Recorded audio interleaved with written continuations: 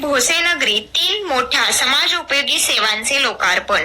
पिंपळगाव मरकळ जिल्हा परिषद गटातील भोसेनगरीसाठी मोफत रुग्णवाहिका, घंटागाडी आणि स्कूल बॅग वाटप या 3 महत्त्वपूर्ण सेवांचे लोकार्पण करण्यात येत आहे।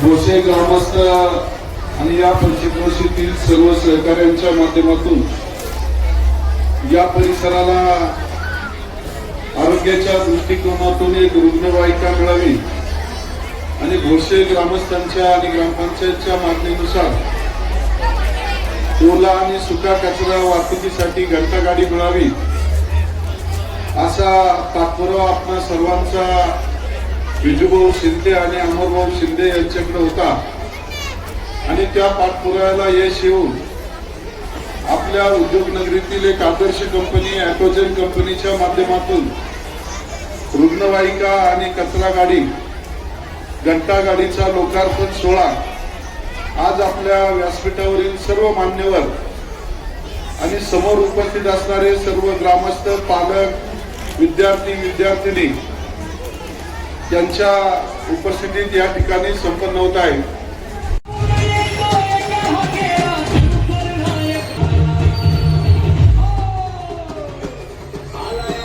आगळा वेगळा कार्यक्रम त्या ठिकाणी संपन्न होत आहे आणि हा आगळा वेगळा अशा अर्थानं की बऱ्याचदा निवडणुकांमध्ये अनेक घोषणा आपण त्या ठिकाणी करत असतो, परंतु निवडणुकांच्या घोषणा राहत असतात आणि निवडणुकांच्या मतांच्या राजकारणाच्या पलीकडे जाऊन एखादी घोषणा करण्याच्या पूर्वी प्रत्यक्ष कृतीमध्ये आणण्याचं काम आज समर्थ फाउंडेशन या ठिकाणी करत आहे आणि 3 कार्यक्रम आज खरं तर महत्वाचे आहेत। पहिला कार्यक्रम आहे शालेय विद्यार्थ्यांसाठी सगळ्यांना समर्थ फाउंडेशनच्या माध्यमातून स्कूल बॅग त्या ठिकाणी वाटप आहे आणि जवळपास या जिल्हा परिषद गटातील 15,000 विद्यार्थ्यांना आमदार साहेब आपण त्या स्कूल बॅग त्या ठिकाणी देणार आहे। जिल्हा परिषद शाळेमध्ये शिकणारे सगळे मध्यमवर्गीय कुटुंबातले विद्यार्थी आहेत आणि शिक्षण हा आपला गाभा आहे, त्या दृष्टीनं आमच्या सगळ्यांचा प्रयत्न त्या ठिकाणी आहे। दुसरा जो कार्यक्रम आहे तो खरं तर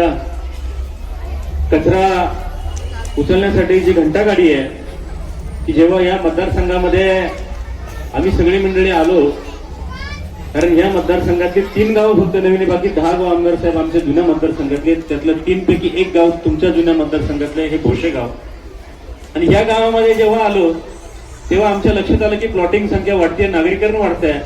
इथल्या ग्रामपंचायतीवरती जसं कडाचीवाडी आणि मेदंगवाडीवरती ताण आलाय, तशाच प्रकारचा ताण आता राशी आणि भोसेच्या ग्रामपंचायती आलाय, कारण नागरीकरण वाढले, कचऱ्याचा प्रश्न गंभीर होत चाललाय। अनेक महिला माता भगिनी इथे मागे बसलेल्या आहेत, काही व्यासपीठावरती आहेत की ज्यावेळी त्यांच्याकडे प्रत्यक्ष आम्ही गेलो त्यावेळी त्यांनी सांगितलं, सभापती आमदार साहेबांनी आम्हाला या गावामध्ये काहीच कमी केलं नाही की जे रस्त्यांपासून जे मागितलं ते आमदार साहेबांनी जिल्हा परिषद सदस्य असताना मदत करण्याचं काम त्या ठिकाणी केलं। आता तुमच्याकडे एकच मागणी आहे, भावना आहे। काय मागणी आहे की अरे बाबा हा कचरा कुठे पाठवायचा, हा कचरा कसा करायचा? आम्ही रस्त्याने संध्याकाळचे नवरा बायको जातो, तोंडाला बांधतो आणि रस्त्यावरती कचरा कधी कधी फेकून देतो। ही वस्तुस्थिती आहे, हा कुठे टाकायचा, याच्यावर काय करता येईल का? मी म्हटलं तात्काळ मी आमचे बंधू अमरभाऊ शिंदेशी बोललो, म्हटलं बाबा अशा प्रकारचा प्रश्न मोठा गंभीर आहे, लोकांची मागणी आहे, निवडणुकीतील मतांचं राजकारण होईल, पण याच्या पलीकडे जाऊन आज शाश्वत म्हणून तुम्ही आमच्यासाठी काय करू शकता? मग काही इंडस्ट्रीमध्ये आमच्या अमरभाऊंचे संबंध आहेत, काही कंपनीशी आम्ही ॲटोजन कंपनीच्या साहेबांशी बोललो, म्हटलं साहेब असा गंभीर प्रश्न आहे की लोकांच्या आरोग्याच्या दृष्टीने महत्वाचा आहे, याच्यामध्ये काय करता येईल? ते म्हटले कचऱ्याचा तर प्रश्न आपण सोडूच, या परिसरामध्ये होणारे ऍक्सिडेंट, या पूर्व भागामध्ये सर्वसामान्य माणसाला जर वाटलं हॉस्पिटलला उद्या जायचं, या पूर्व भागातल्या एखादी डिलिव्हरी करणाऱ्या महिलाला, एखादी पोटोशी असलेल्या महिलाला वाटतं तात्काळ रात्री अपरात्री हॉस्पिटलमध्ये न्यायचं, तर एका बाजूला अँब्युलन्सचा बाजार त्या ठिकाणी होत आहे आणि मोफतपणानं सेवा देण्याचं काम आपल्याला शासनाच्या पलीकडे जाऊन समर्थ फाउंडेशनच्या वतीने करता येईल। म्हणून ॲटोजनचे खरं तर दोन्ही अधिकाऱ्यांना मी धन्यवाद देईल, श्री की सुब्रो साहेब आणि योगेश पारिक साहेब, धन्यवाद अशासाठी देईल। आम्ही मागितली कचरा गाडी, तर ते म्हणले कचऱ्याच्या बरोबर माणसाचं आरोग्य महत्वाचं आहे, तुम्ही एक अँब्युलन्स देखील तुम्हाला समर्थ फाउंडेशनला देतो आणि